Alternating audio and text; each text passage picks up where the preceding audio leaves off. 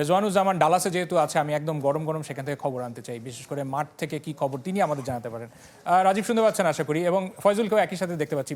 আজকে যে ম্যাচগুলো আমরা বিশেষ করে এই এপিসোড পরে মানে ঘন্টা কিছুর মধ্যে আমরা দেখতে পারবো, সেই কোন ম্যাচটার দিকে আপনি আসলে লুক ফর করবেন অথবা এক্সাইটেড আপনি?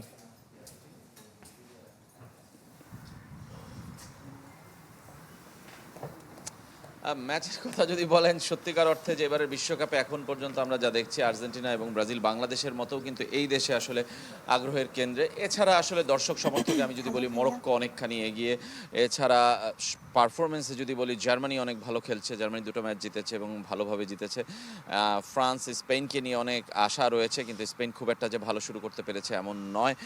সব মিলে এখনও আসলে বলা খুব কঠিন, কারণ আপনি জানেন যে এবারের বিশ্বকাপ যেহেতু 48 দলের বিশ্বকাপ, 32টা দল কোয়ালিফাই করবে, সুতরাং ওই কোয়ালিফিকেশন রাউন্ড থেকে আসলে আসল বিশ্বকাপ শুরু হবে বলে আমার মনে হয়। এবং আপনি দেখবেন যে আর্জেন্টিনা যদি রাউন্ড অফ 32তে ওঠে, যদি স্পেন গ্রুপ রানার্স আপ হয়, তাহলে স্পেনের সাথে খেলা পড়বে, না হয় উরুগুয়ের সাথে খেলা পড়বে। এর পরবর্তীতে তাদেরকে পর্তুগালের সাথে কোয়ার্টার ফাইনাল খেলতে হবে। যদি ব্রাজিল সেমিফাইনালে ওঠে, তাদের ব্রাজিলের সঙ্গে সেমিফাইনাল খেলতে হবে। সুতরাং প্রত্যেকটা ম্যাচই কিন্তু খুবই হাড্ডাহাড্ডি লড়াই হবে এই পাশ থেকে। অন্য পাশে কিন্তু ইংল্যান্ড, ফ্রান্স যারা অন্য দিক দিয়ে উঠবে, তারাও কিন্তু আসলে কঠিন চ্যালেঞ্জের মুখে পড়বে। সব মিলে 7 থেকে 8টা দেশ।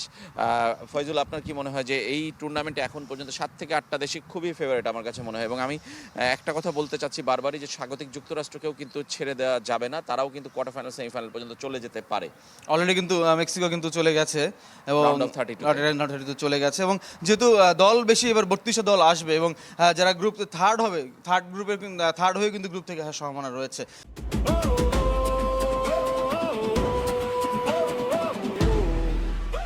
তো সেই অর্থে অনেক দেশই কোয়ালিফাই করবে এবং ফেভারিট কারো বাদ পড়ার সংখ্যা কিন্তু এখন পর্যন্ত পাওয়া যাচ্ছে না, কারণ ফেভারিটটা যে চলে যায় আসলে রং আসলে চলে যাবে। আর রেজওয়ান, আমরা বিরতির আগে আলাপ করছিলাম যে আসলে বাংলাদেশিদের আমরা বিভিন্ন জায়গায় কিন্তু দেখছি, এবং আমি গতকালকে যখন এখানে এসেছি, আমি এয়ারপোর্টে কিন্তু বাংলাদেশি ভলান্টিয়ার পেয়েছি, আমি মেটলাইফ স্টেডিয়ামে বাংলাদেশি ভলান্টিয়ার পেয়েছি, আমি ফিলাডেলফিয়া স্টেডিয়ামে বাংলাদেশি দর্শককে পেয়েছি যিনি বাংলাদেশের পতাকা নিয়ে এসেছিলেন।